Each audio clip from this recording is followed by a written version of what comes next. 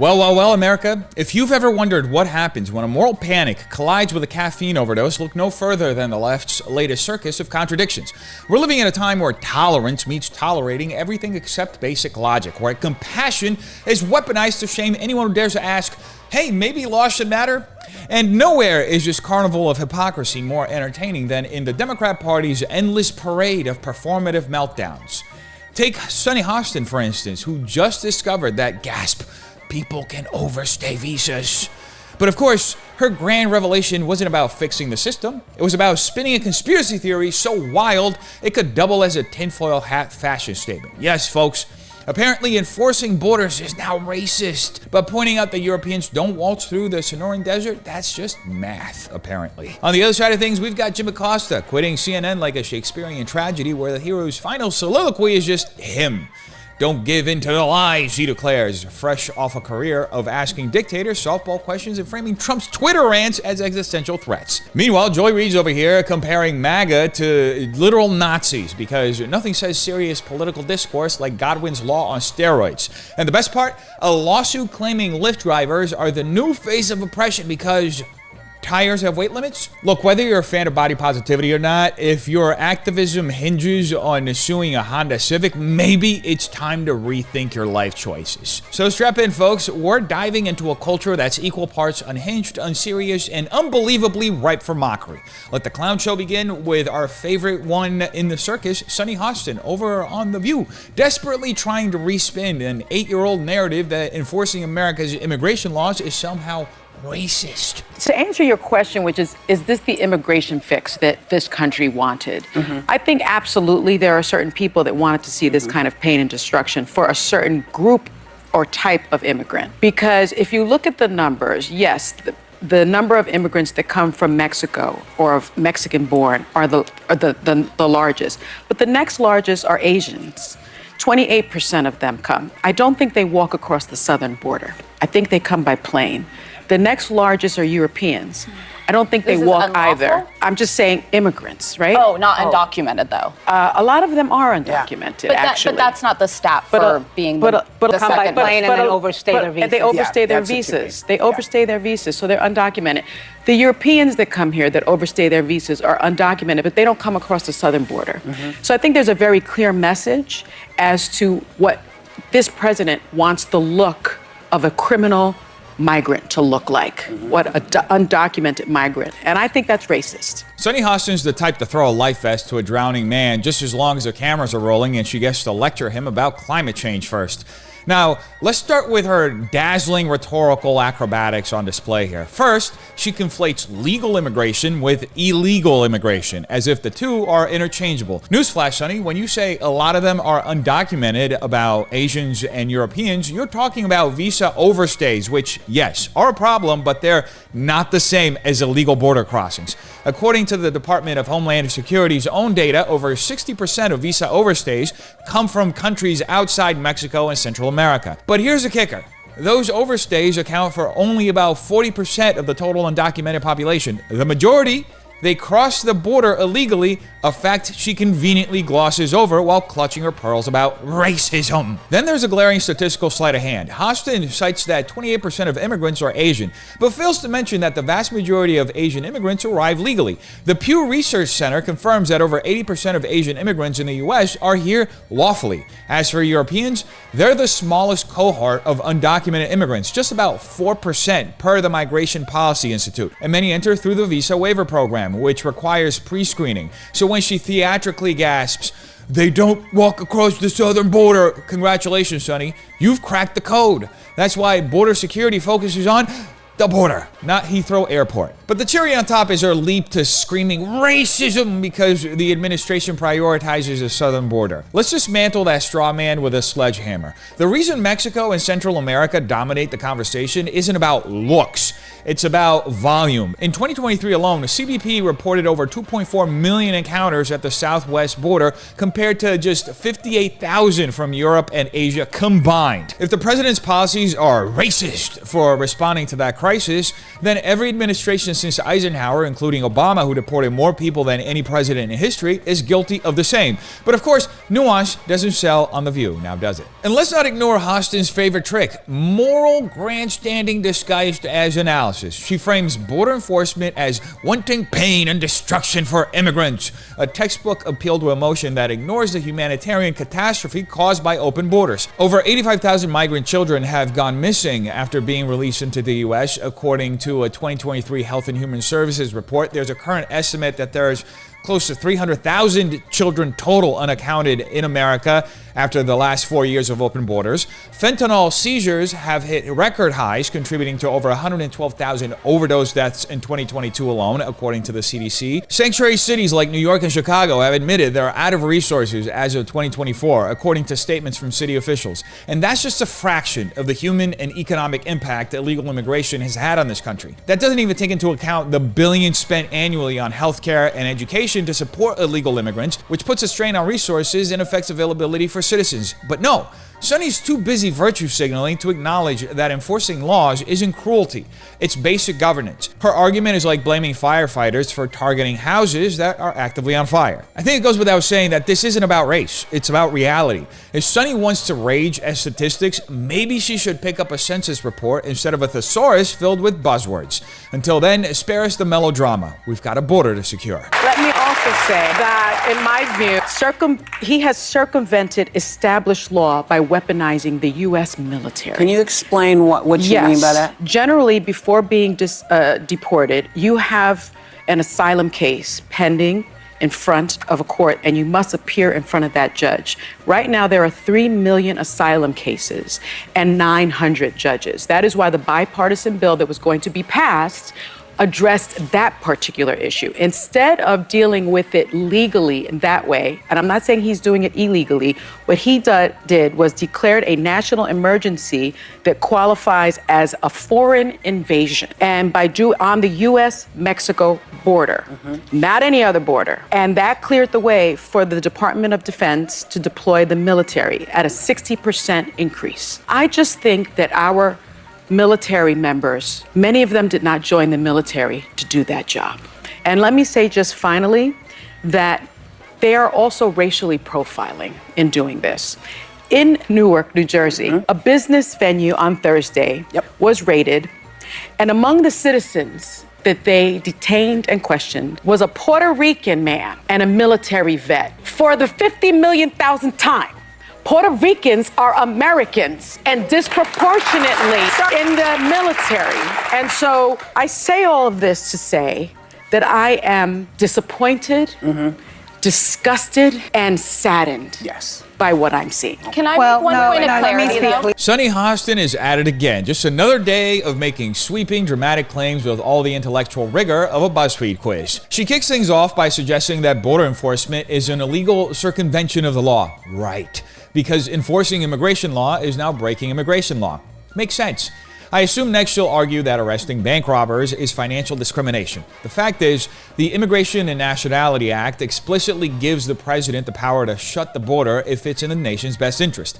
And before she starts hyperventilating into her pearl-clutching hand fan, let's not forget that Obama, Bush, and even Biden have used this exact authority.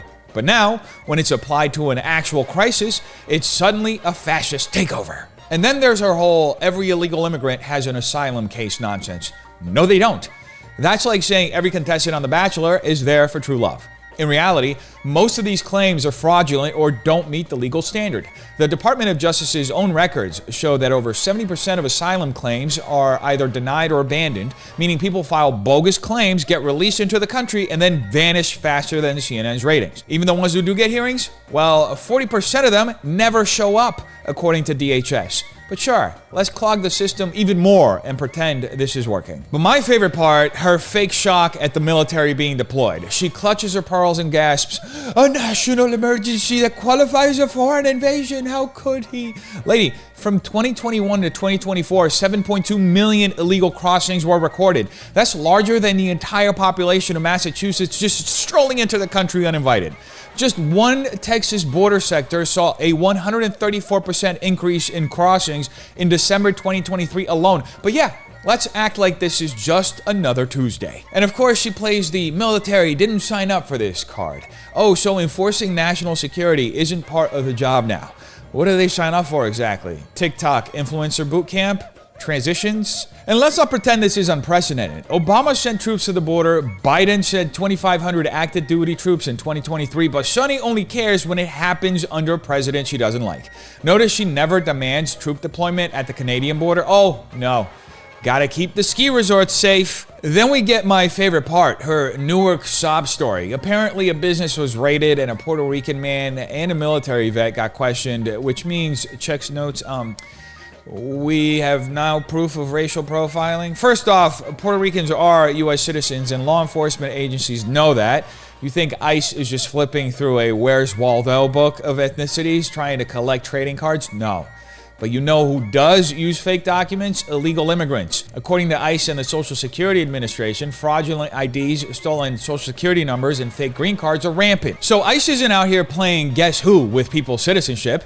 They act on evidence, not vibes. Document fraud is so common that over 1 million Americans get their identities stolen every year, according to the Social Security Administration, with illegal immigrants frequently using stolen social security numbers for work authorization. If someone's papers scream Photoshop special, ICE runs a check against government databases like E-Verify. If they're a U.S. citizen, they walk because, fun fact, U.S. citizens can't get deported. One mistaken questioning doesn't prove racial profiling. It proves document fraud is so bad that even real Americans get caught up in the mix. But Sunny ignores that because acknowledging the actual victims of illegal immigration wouldn't fit her tear-jerking script. And then we get her grand finale, her emotional meltdown. I'm disappointed, disgusted, saddened. Yeah, me too, Sunny. Disappointed that hundreds of thousands of unaccompanied migrant children are missing, according to multiple reports. Disgusted that fentanyl seizures hit 27,000 pounds in 2023, enough to kill 7 billion people, according to CBP. Saddened that where you live in New York, for example, they're spending $300 million in taxpayer money on migrants while Americans sleep in tents. But please, tell me more about your feelings. At this point, Hostin's entire argument is just a mad lib, pun intended, of bad takes. Insert dramatic adjective. Accuse someone of racism. Pretend this has never happened before. Ignore real problems. It's impressive, really. She's managed to turn being wrong into an Olympic sport. And speaking of retards, next up we have Jim Acosta, who has been facing rumors that he is on the chopping block at CNN. Some even claiming that they were planning on moving him into a midnight slot. And this is how Jim responded live on air. And after giving all of this some careful consideration and weighing an alternative time slot CNN offered me, I've decided to move on. I am grateful to CNN for the nearly 18 years I've spent here doing the news. People often ask me if the highlight of my career at CNN was at the White House covering Donald Trump. Actually, no. That moment came here when I covered former President Barack Obama's trip to Cuba in 2016 and had the chance to question the dictator there, Raul Castro, about the island's political prisoners. As the son of a Cuban refugee, I took home this lesson. It is never a good time to bow down to a tyrant. I've always believed it's the job of the press to hold power to account. I've always tried to do that here at CNN, and I plan on doing all of that in the future. One final message. Don't give in to the lies. Don't give in to the fear. Hold on to the truth and to hope. Even if you have to get out your phone, record that message. I will not give in to the lies. I will not give in to the fear. Post it on your social media so people can hear from you too. I'll have more to say about my plans in the coming days, but until then, I want to thank all of you for tuning in. It has been an honor to be welcomed into your home for all these years. That's the news. Reporting from Washington, I'm Jim Acosta. Ladies and gentlemen, welcome to the Jim Acosta Farewell Tour, where journalistic integrity goes to die and self-importance takes center stage. Acosta kicks things off by portraying himself as some brave warrior of the Fourth Estate, like a journalistic Prometheus, stealing truth from the gods of tyranny. His proudest moment, asking Raul Castro about political prisoners in 2016. Now, credit where it's due. That was a fair and necessary question, but let's not pretend it was some watershed moment in journalism. The Castro regime, per Human Rights Watch, was already infamous for jailing dissidents, crushing free speech, and as of 2024, continues mass arrests of political opponents. It wasn't exactly breaking news. Meanwhile, where was the same boldness when it came to holding Obama's administration accountable for spying on reporters, weaponizing the IRS against political enemies, or dodging real scrutiny? Asking tough questions once doesn't make you a hero. Doing it consistently does. But sure, Jim, tell us more about your bold stand against tyranny. Then comes the grand sermon, don't give in to the lies, says the guy whose network, according to a Gallup 2024 poll, has a trust rating lower than a used car salesman in a trench coat. CNN's credibility is so dead, only 16% of Americans express any real confidence in mass media, which means Jim Acosta is basically the televangelist of fake news preaching to an empty church. And CNN's fate? Well, the Wall Street Journal reports their primetime ratings have collapsed by 74% since 2020, forcing layoffs and desperate streaming gimmicks to stop the bleeding. When you're getting beaten by reruns of Golden Girls, it might be time to reflect. But no, Acosta's not going out as a disgraced corporate shell. He's a warrior for truth, a fearless journalist. The only problem?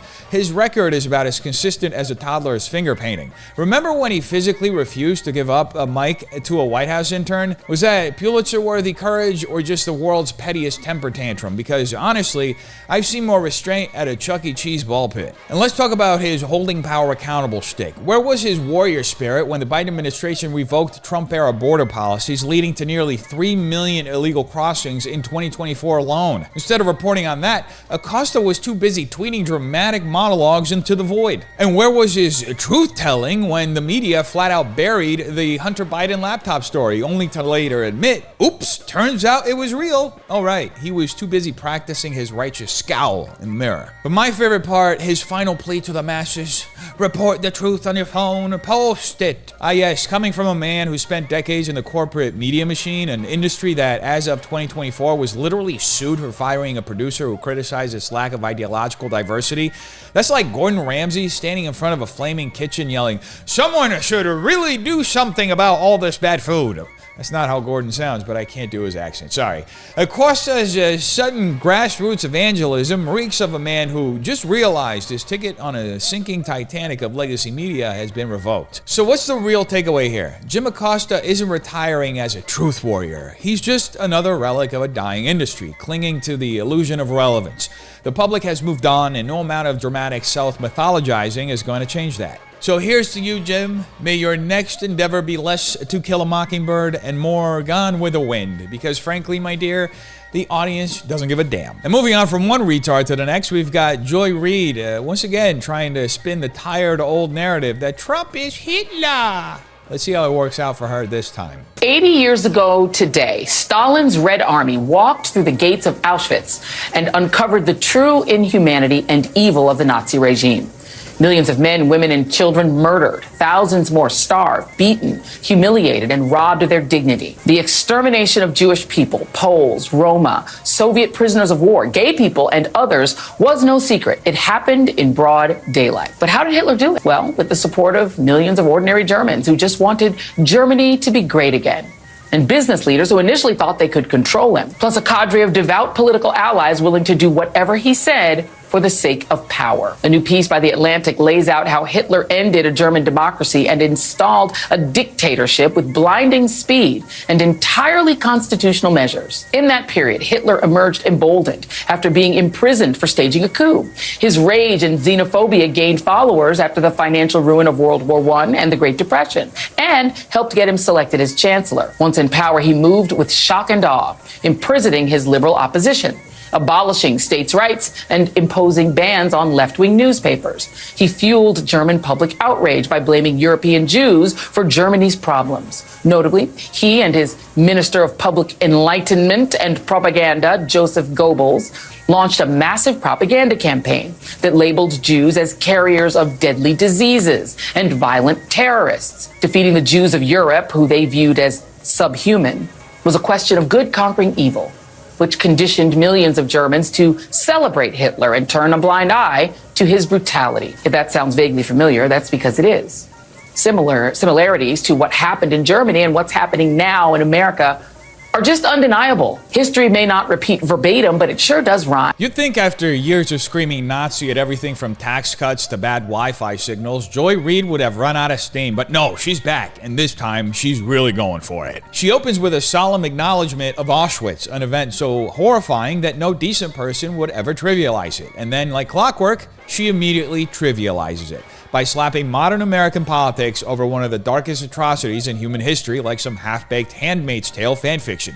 Comparing today's political landscape to the Third Reich isn't just absurd, it's an insult to the actual victims of Nazi Germany. But of course, she can't resist the theatrics. Enter her main argument: how did Hitler do it? And here comes a setup, not with actual historical context, but with a carefully massaged version designed to take a cheap shot at Trump supporters. According to Joy, Hitler rose to power because of millions of ordinary Germans who just wanted Germany to be great again. Yeah, because that's the real lesson from the Holocaust. Be careful about patriotic slogans or you might accidentally commit genocide. This is where her rhetorical sleight of hand comes in. She doesn't say Trump outright, but she doesn't have to.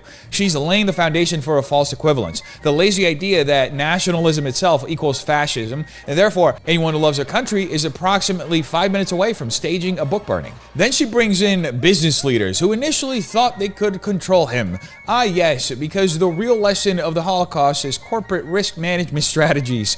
What she conveniently ignores is that businesses back then didn't just think they could control him. They were either forcibly nationalized or complicit out of fear.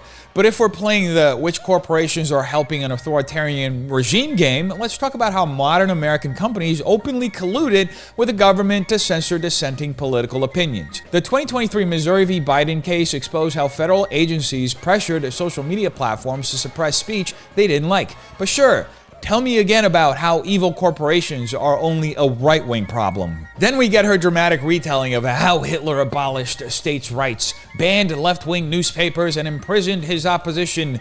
And here's where things get funny, because everything she accuses the far right of doing is actually happening on the left. Let's go down this list. Abolishing states' rights, it's the left trying to override state-run elections with federal takeovers like H.R. 1, because apparently local control is only good when they're the ones in charge. Banning opposition newspapers? Who is pressuring social media companies to deplatform conservatives and independent journalists? The Twitter files confirmed that government officials directly told Twitter what news stories to suppress, including the Hunter Biden laptop story that MSNBC insisted was Russian disinformation until, oops, it wasn't. Imprisoning political opponents? You mean like Democrats using lawfare to try to kick Trump off the ballot in multiple states, using the 14th Amendment despite the fact that no court has convicted him of insurrection? She talks about Hitler blaming Jews for Germany's problems, which is a real horrific historic fact. And then with the grace of a drunk unicyclist, she immediately tries to force a comparison to modern America. If that sounds vaguely familiar, that's because it is. Oh, so now it's conservatives running around dehumanizing entire groups of people? That's rich, considering the modern left literally created an entire academic framework around demonizing certain races as oppressors and others as victims. Need proof? California's Reparation Task Force has proposed policies that directly violate the Civil Rights Act by prioritizing racial groups over others. The FBI's 2023 crime data showed a sharp rise in anti-Semitic attacks, many coming from the left, cloaked in anti-Zionism rhetoric. And if we're talking about politically motivated violence, let's not forget that BLM and Antifa riots caused over $2 billion in damages in 2020, the most expensive civil unrest in American history, according to insurance industry data. But sure, Joy, tell me again about the right-wing extremism problem. Look, Joy, if you want to talk about modern-day propaganda, look no further than your own network, which spent years pumping out debunked narratives like the Russian collusion hoax, despite the Durham report finding no evidence of Trump-Russia collusion. The truth is, Reid's entire argument collapses under the weight of its own stupidity. She's not making a historical analysis, she's regurgitating a fear-mongering narrative designed to make her audience feel morally superior. She wants them to think that every Trump voter is one bad day away from marching in jackboots, that every conservative policy is a slippery slope to genocide, and that she, Joy Reid, is the brave voice standing against tyranny, when in fact, she's the tyrant. But here's the problem. When you compare every political opponent to Hitler, the comparison stops meaning anything. You might as well call your neighbor a Nazi for not recycling. Real authoritarianism doesn't come from unapproved tweets and nationalistic rhetoric. It comes from a culture that punishes free speech, censors the press, and criminalizes dissent. Which party has been doing that consistently? I mean, I think we just talked about some of that a minute ago. Which, by the way, last I checked, it wasn't Trump supporters banning books, canceling careers, and throwing political dissidents in prison. So, Joy, here's a little lesson to you. If history rhymes, it's because people like you keep rewriting it. And speaking of useless, a morbidly obese rapper is suing a Lyft driver for refusing service to her because she's morbidly obese. Wow, what a surprise. Have you been in cars that size before? Yes, I have. I've been in cars smarter than that, you know? Deja Blanding tells us she was just trying to get to a Detroit Lions watch party this month when her Lyft rolled up. As I'm walking, I see him like making faces or whatever. I'm like, oh man. She already knew. I can fit in this car. No, believe me, you can. Yes, I can. Believe me. He told her there's not enough room in his car. The kicker part was when he started to talk about his tires. You know, I feel like that was a slap in the face. That was like my tires, you know, like. The driver said his tires could not handle her weight. Every big person you turn down because they can't fit in your car? Yeah, because they need to order the Uber XL. No, I don't never have to order Uber XL. He apologized, canceled the ride, and left her there. The rapper says she's pretty tough. I get the money and flip it and make time food. Dank DeMoss, as she's known at the mic, is crushed by the whole situation. I just want them to know, like, it really hurt my feelings. It looks like Lyft might be hurting pretty soon, too. I knew it was illegal and I knew that it was wrong. Her attorneys, John Marco and Zach Runyon, say weight is a protected characteristic in Michigan by law. It would be no different than a driver pulling up and saying, you know, I don't want to have black people in my car, or I don't want to have Christians in my car or Muslims in my car. It's the same. Under the law, it's the same. The lawsuit is filed. Since she posted the encounter on social media, other full-figured folks have reached out saying the same thing happened to them. I can fit in this car. No, believe me, you can. Yes, I can. I really want people to see like what we go through as bigger people, you know? This is where we're at, folks. Reality is offensive, math is fatphobic, and apparently concern for your own vehicle is now the same as Jim Crow. First, the false equivalence here is so glaring it could blind a TikTok influencer. Her attorneys claim refusing service based on weight is akin to racial or religious discrimination. Hold on. Since when is biology a protected class? The Michigan Civil Rights Act does prohibit weight discrimination in employment and public accommodations, but equating body size to immutable characteristics like race is like comparing a sunburn to third-degree burns. The U.S. Supreme Court has repeatedly ruled race, religion, and gender as suspect classifications under the Constitution. Weight? Not so much. Even the EEOC doesn't recognize obesity as a disability unless it's linked to an underlying condition. So unless she's planning to prove she caught obesity the way people catch COVID, this legal argument is as bloated as her Lyft rating. Then there's the issue of basic safety and liability. This driver wasn't making a moral judgment, he was making a practical one. Cars have weight limits, tires have load capacities, shock absorbers can only take so much before they turn into a suicide note written in rubber. If a driver has reason to believe that a passenger might put strain on his car beyond what it's built to handle, he has every right to refuse that ride. If his car ends up damaged, guess who's paying for that? Lyft won't cover it. His insurance will likely not cover it. The passenger definitely won't be covering it. So what exactly is a driver supposed to do? Risk his own vehicle just to avoid hurting someone's feelings? That's not discrimination, that's self-preservation. And here's where the entitlement kicks in overdrive. Blanding openly admits she saw the driver make a face, meaning she already knew what the issue was before he even said anything. That's not discrimination, that's an unspoken reality she's already familiar with. She then insists, I can fit in this car, believe me. That's great, but fitting into the seat is not the only issue here. It's not just about space, it's about what that additional weight does to the car. If this driver's tires were already worn or his suspension wasn't top tier, adding hundreds of extra pounds could absolutely be a mechanical concern. This is why Uber and Lyft literally offer XL and SUV options.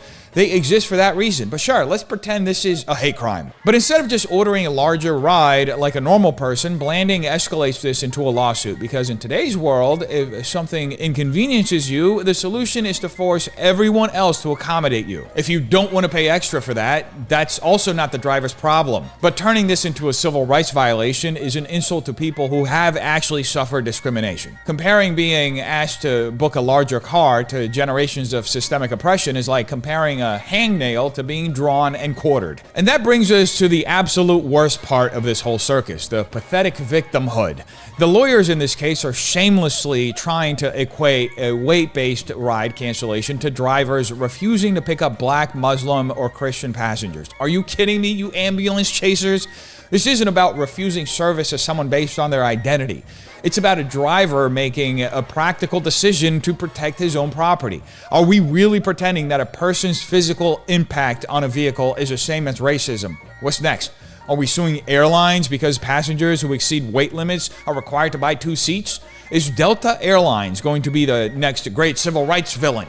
Should Ferris wheels start bracing for the next Supreme Court case? Then there's the emotional sleight of hand. It really hurt my feelings, she whimpers, as if hurt feelings are a legal argument. Newsflash, the legal system isn't a therapy session. The driver didn't call her names. He cited a mechanical limitation. Tires have weight ratings. Cars have capacity limits. And physics isn't a bigot. Lyft's own policies allows drivers to refuse service for safety concerns, which includes passengers who can't fit safely in a vehicle. But no, let's ignore Newton's laws and blame discrimination instead of, say, the fast food industry. Let's also address the cherry-picked martyrdom.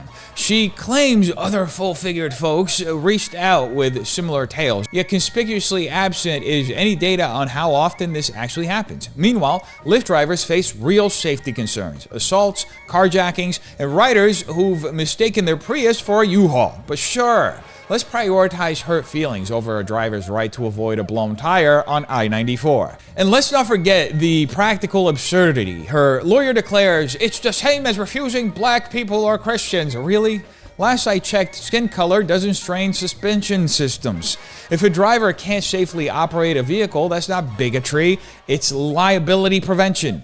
The Michigan Vehicle Code requires drivers to maintain control of their cars at all times. A passenger exceeding the car's capacity, that's a literal road hazard, not a civil rights violation. But of course, none of this actually matters to the professional outrage industry. Blanding is now on a full media tour making this about what bigger people go through, as if being asked to take a larger vehicle is some grave injustice on par with segregation. If there's such a large market of people dealing with this issue, why not push for rideshare companies to have a designated option for overweight passengers? Why not push for practical solutions instead of dragging private citizens into lawsuits for not wanting their cars damaged? The real issue here isn't weight discrimination. The real issue is entitlement, legal abuse, and the weaponization of victimhood culture. Blanding wasn't mistreated. She wasn't oppressed. She was offered a ride in a different category of vehicle, one that could actually accommodate her without putting unnecessary strain on the driver's car.